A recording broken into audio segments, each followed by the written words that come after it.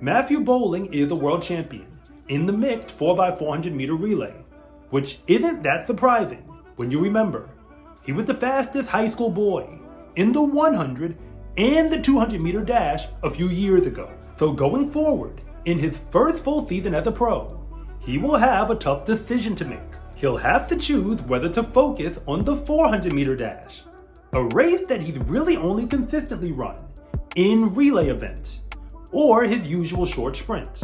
And if you watch my channel, then you know that I love track and field, especially at the college level. So when somebody commits to run track in Division I, just like I did several years ago, we all basically hope to have a career as successful as he did. But Matthew Boling isn't like everyone else.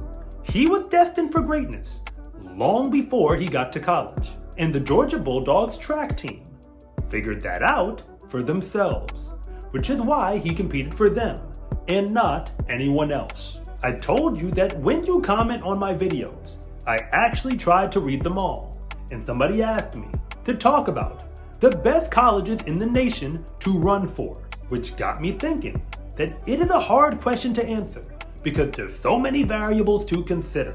I also don't know how to be anything else but honest with you. So I figured, if I'm going to do this, I might as well do it right. So this is a breakdown of the best track teams in all of Division I, the cold hard facts as well as I understand them for the upcoming collegiate season. But I'm focusing all of my attention on the men's side for this video. But I've also got another one dedicated to the ladies. I'll even tell you what it's probably gonna take to get recruited by any of them. Because if you are a high school recruit, I'm sure that is what you really want anyway.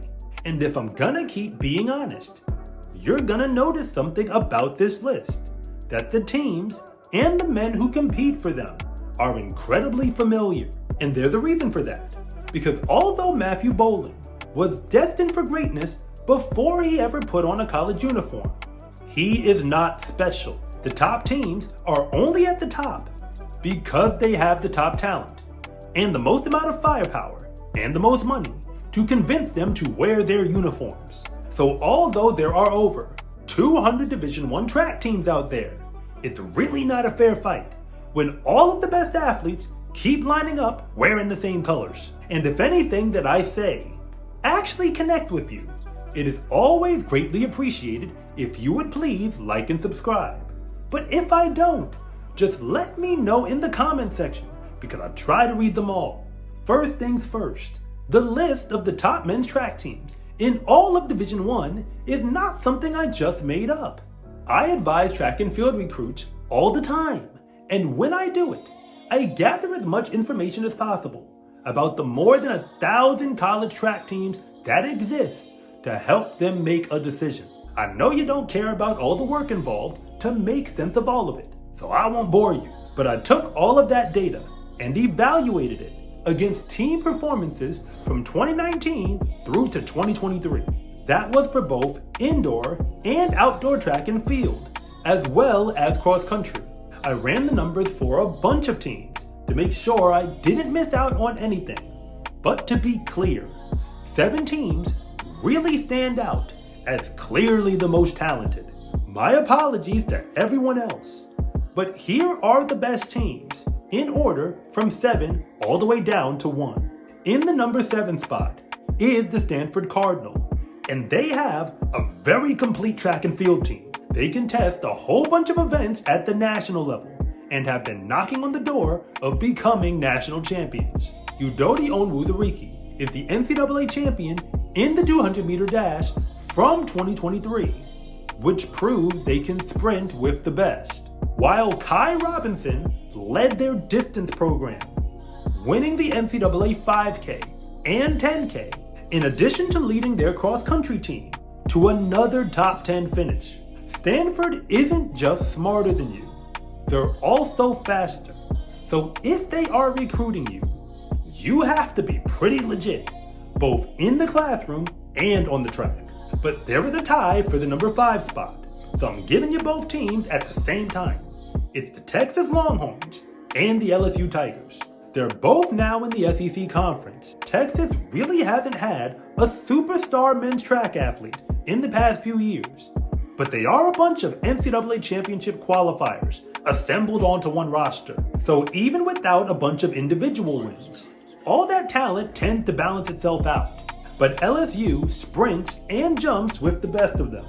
They're the reigning NCAA champions in the 4x100 meter relay, which is the greatest test I can come up with. And they only recently lost Javon Harrison, who might just be the greatest collegiate jumper in the modern era. Both teams have some of the best facilities in the country, so if you do get recruited by them, you are probably the real deal. Number 4 goes to Arkansas, which is primarily on the strength of their jumps program right now, more than anything else. Jaden Hibbert just won the NCAA championship in the triple jump as a freshman. But consider that Tyson Gay, Wallace Spearman, and Jarian Lawson were all Razorbacks.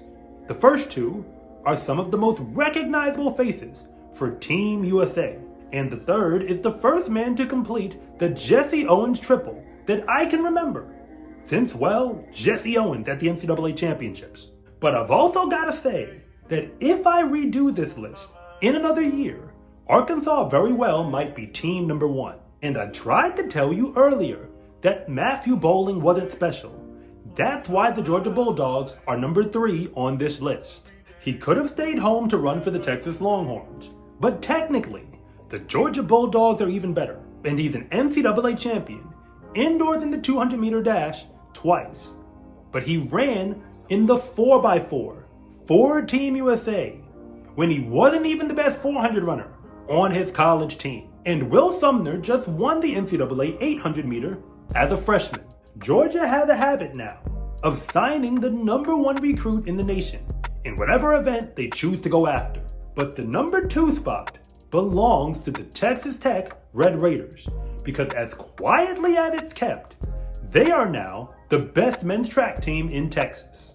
Consider that Courtney Lindsey won the NCAA 100 meter dash and then made Team USA in the 200. But he did not win the NCAA Indoor Championship in the 60 meter dash. That would be his teammate, Terrence Jones. And keep in mind, he is the collegiate record holder in that event. That is how good the Red Raiders are. They basically only recruit the absolute best, especially in the sprints, and the results prove it. Yet the number 1 team on this list has to be the Florida Gators. They have the national championships to prove it, with a whole bunch of superstars wearing their uniform. Grant Holloway and Joseph Fonbele were literally the best athletes on the best team in the NCAA when they were there. But they have 6 NCAA championships in 12 years, which means they've been reloading a whole bunch on that run. Their head coach even trains pros, like Arian Knighton, while he's coaching the Gators. Like my friend Dominic Williams, who ran for the Gators, said himself, if you really want to win an NCAA championship, then the smart choice is always to choose the Florida Gators. If you really want to compete for any of these teams, I'll tell you what they're probably looking for. You should aim to record performances that are first team national elite on mile split before the end of your junior year season. And you're gonna want to do it in more than one event. But it would also help a lot if you win multiple individual state championships. And beyond that, probably make a final at a national championship meet at the club level. What I'm really trying to say is, if I did not just describe you right now, there are over 200 Division I track teams that might be a good fit for you. But a full ride scholarship to one of these schools is not something you should hold your breath for. College track and field is a sport that barely gets any media attention, much less television coverage. And you're gonna have a hard time tracking down any quality rankings on what teams are doing in recruiting. So until anyone else makes that a priority, I guess you're stuck with me. The best track teams in the country basically take really fast people and put them in their uniforms. But those same athletes, who are probably already faster than you, get access to the best training facilities, the best gear, and coaches who may or may not be better, but they're certainly higher paid than just about everyone else. It's hard to turn down a deal like that, and Matthew Boling would have been a track and field superstar at any college he would have attended. But there is a reason why he chose to run for Georgia. Florida versus Georgia is one of the biggest rivalries in all of college sports, and clearly he wanted to be the best by proving he could beat the best. I'm Coach Rob, and thank you so much for watching this video. And if you want to see more content like this, then please like and subscribe.